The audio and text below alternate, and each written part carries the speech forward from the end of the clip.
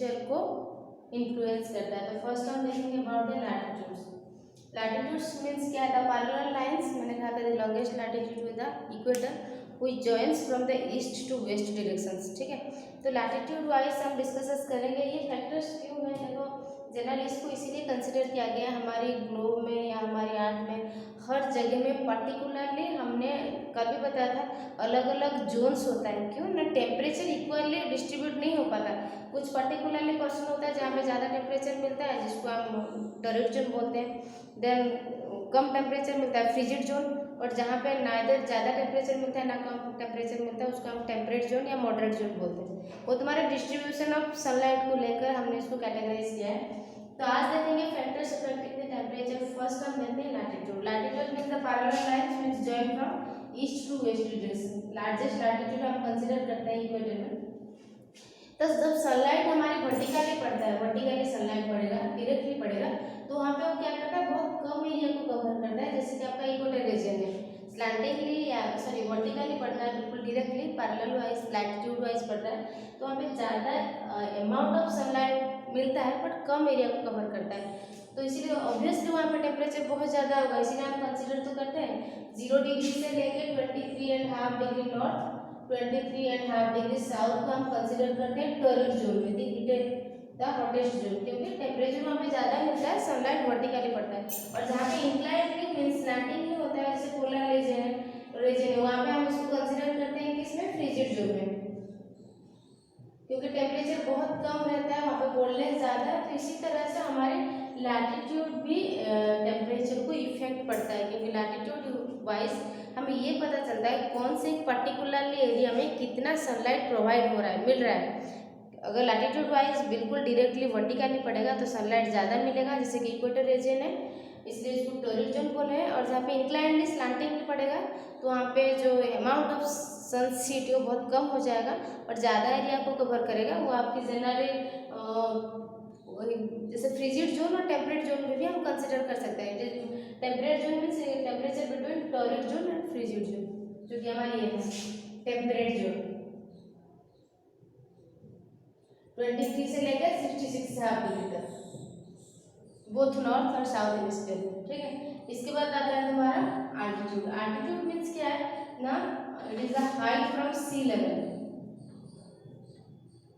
Height from sea level. ठीक है, समुद्र से जितना ऊंचाई मैंने कहा है, जब हम डिफरेंट लेयर्स ऑफ एटमॉस्फेयर को डिस्कस किए थे, troposphere, stratosphere, mesosphere, thermosphere, exosphere, जब हम ऊपर जाएंगे how go cooler will feel, जितना हम ऊपर जाएंगे उतना ठंडा महसूस करते हैं। रीजन क्या है ना? हम जब ऊपर जाते हैं तो वहाँ पे एयर की डेंसिटी कम होता जाता है, एयर की अवेलेबिलिटी कम होता जाता है, क्योंकि एयर का जो कंपोनेंट कार्बन डाइऑक्साइड होता है वो सनलाइट को ट्रैप करके रखता है, पकड़ के रखता है। ठीक है, जब हम ऊपर जाते हैं तो एयर कम होता है, उसी के साथ साथ हमारी कार्बन डाइऑक्साइड की अमाउंट भी कम हो जाता है। तो कार्बन डाइऑक्साइड की अमाउंट कम होता है, इस वजह से वो सनलाइट को ऑब्जर्व नहीं कर पाता, ट्रैप नहीं कर पाता। इसलिए जितना हम ऊपर चले जाते हैं वो एरिया या वो जगह जो होता है वो ज़्यादा ठंडा होता चला जाता है। इसका एग्जाम्पल, बेस्ट एग्जाम्पल आपने अफ्रीका की किलिमंजारो माउंट जो है, माउंटेन है किलिमंजारो अफ्रीका की, वो तो आपके जनरली इक्वेटर रीजन में है, बट क्या है वहाँ पे साल भर बर्फ गिरता रहता है। क्यों ना? वो सी लेवल से, समुद्र से उसका जो डिस्टेंस है वो बहुत ज़्यादा है। ठीक है, तो उसका रीजन, वो जगह इसलिए ठंड है, हम बोलेंगे इक्वेटर रीजन है तो सनलाइट तो डायरेक्टली पड़ता होगा। मैं पर्टिकुलरली अभी हमें अफ्रीका की बात कर रही हूँ, अफ्रीका की किलिमंजारो, ये इक्वेटर रीजन में होने के बाद भी साल भर यहाँ पे बर्फ गिरता रहता है। क्यों?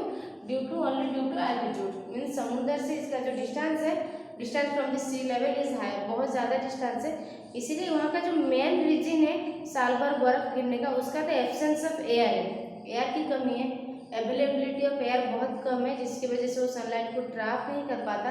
इसलिए यहाँ पे बहुत ज़्यादा ठंड होता है और साल भर गर्म होता रहता है। जो एरिया हमारे अर्थ की सरफेस में कम डिस्टेंस में रहता है वहाँ पे ज़्यादा गर्मी है। जितना हम ऊपर जाएंगे उतना टेम्परेचर कम होता जाएगा। रीजन क्या है आपका? द एब्सेंस ऑफ एयर या the less density of air, amount of air बहुत कम मिलता है। थर्ड पॉइंट है आपका डिस्टेंस फ्रॉम द सी।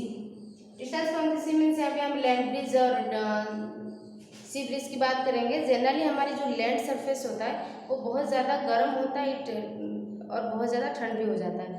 ठीक है, जनरली उसमें क्या होता है, हम जैसे गर्मियों की छुट्टी में कुछ सी बीच वगैरह घूमने जाते हैं। रीज़न क्या होता है उसमें, यहाँ पे लैंड ब्रिज और सी ब्रिज होता है। सपोज ये सी बीच का ये समुद्र है, सी बीच।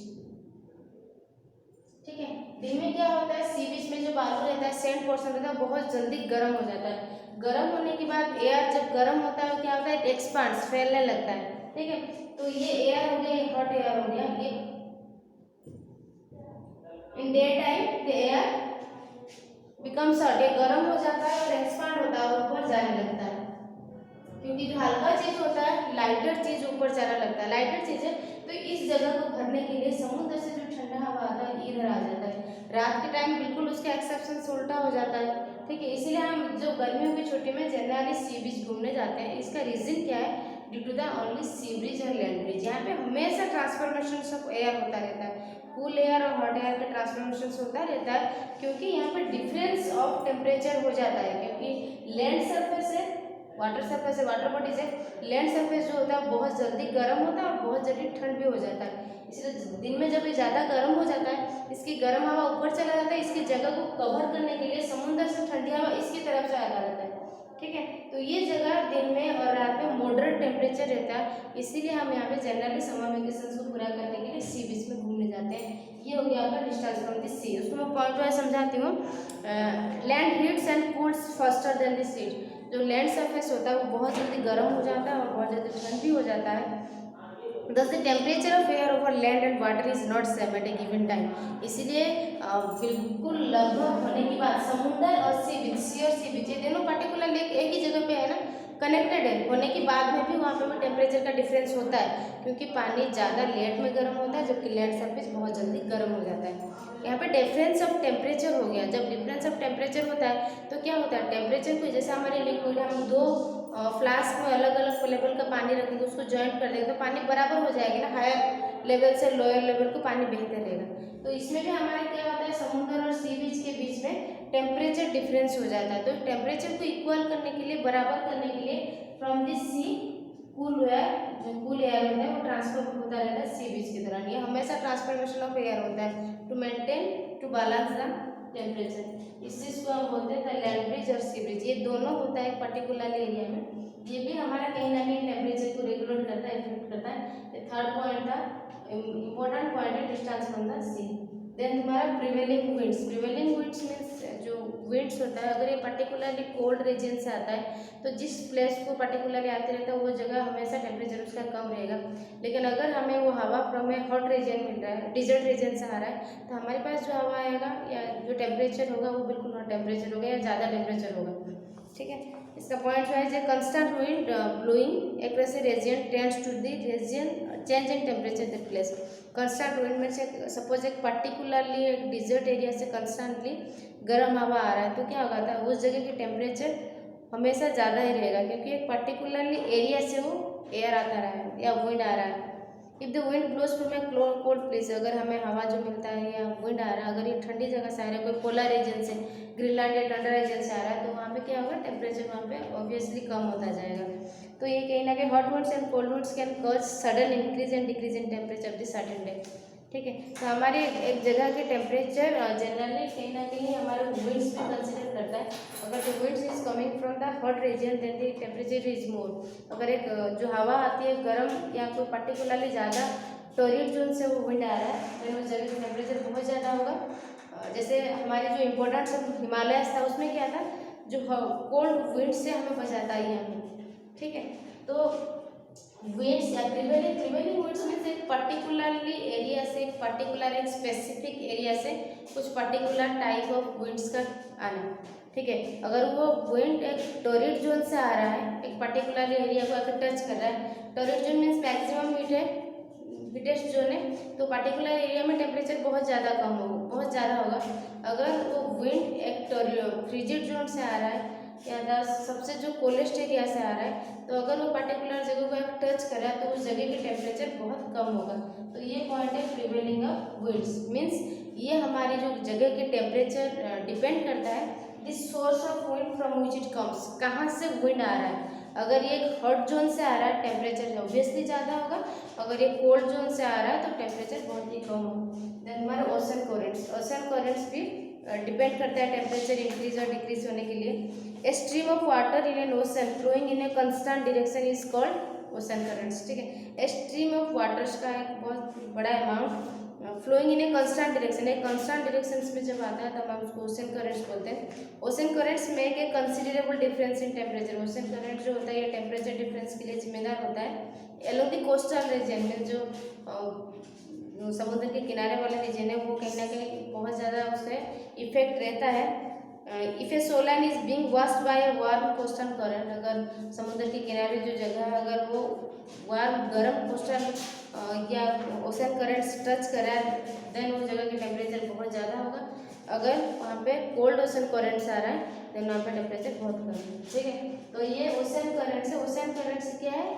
It is the stream of water which comes in a constant direction, एक ही डायरेक्शन में जब आता है, पर्टिकुलर ये है कि सी बीच को टच कर रहा है।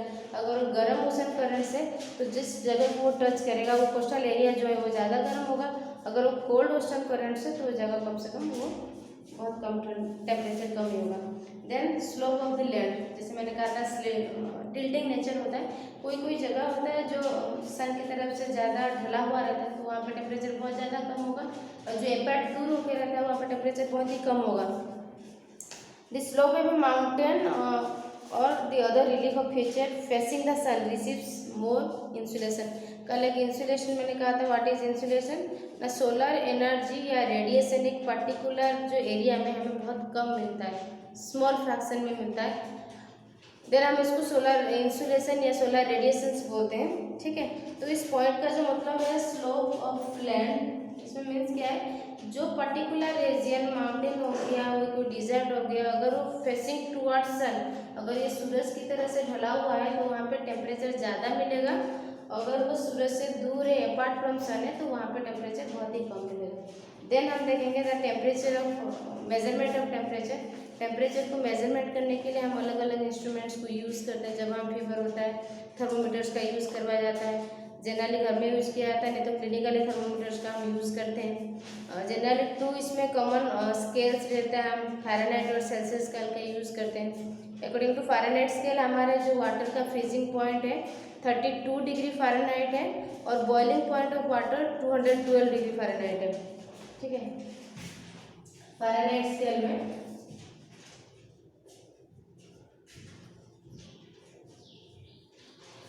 Freezing point of water 32 degree Fahrenheit, BP boiling point of water 212 degree Fahrenheit. Same thing में सेल्सियस स्केल में हमारे पास क्या हो जाएगा? ठीक है, फ्रीजिंग पॉइंट ऑफ वाटर हो जाएगा आपका 0 डिग्री, जबकि बॉइलिंग पॉइंट ऑफ वाटर हो जाएगा 100 डिग्री सेल्सियस। ठीक है, तो अलग अलग स्केल हम यूज़ करते हैं। जनरली 2 टाइप का स्केल यूज़ करते हैं, एक है सेल्सियस स्केल और एक है Fahrenheit scale, to measure the temperature. और मेडिकल केस में हम जनरली क्लिनिकल थर्मोमीटर्स का यूज़ करते हैं। नेक्स्ट पीरियड हम देखेंगे एयर प्रेशर्स, क्योंकि एक एलिमेंट है जो हमारी वेदर और क्लाइमेट चेंजेस के लिए बहुत इफेक्ट करता है। कल ही देखा था द एलिमेंट्स वेदर और क्लाइमेट चेंजेस के लिए। टेम्परेचर आज हमने डिस्कस किया, कल देखेंगे pressure, winds, humidity, precipitation, sunshine and cloudiness. एक एक एलिमेंट्स के ऊपर हम डिस्कस करें और उस एलिमेंट्स को कौन सा फैक्टर इन्फ्लुएंस करता है आज देखते हैं। आज हमने पहले एलिमेंट टेम्परेचर को डिस्कस किया, वो कौन से फैक्टर्स उसको इन्फ्लुएंस करते हैं उसके ऊपर डिस्कस किया। कल देखेंगे about air pressure and the factors. ठीक है, then humidity, condensation, rainfall, precipitation, cloudiness, elements जो हमारी वेदर और क्लाइमेट को इफेक्ट करता है उसके ऊपर भी डिस्कस करेंगे। Thank you.